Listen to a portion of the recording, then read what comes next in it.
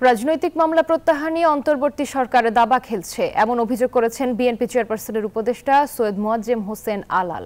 শনিবার সকালে জাতীয় প্রেস ক্লাবের সামনে সাবেক মন্ত্রী আব্দুস সালাম পিন্টু, লুৎফুজ্জামান বাবর ও সাবেক ছাত্রনেতা জাকির খান সহ রাজবন্দীদের মুক্তির দাবিতে আয়োজিত এক বিক্ষোভ সমাবেশে তিনি এ অভিযোগ করেন। সংস্কারের অজুহাতে সাধারণ মানুষকে কষ্ট দেওয়া ঠিক হবে না বলেও মন্তব্য করে মোয়াজ্জেম হোসেন আলাল।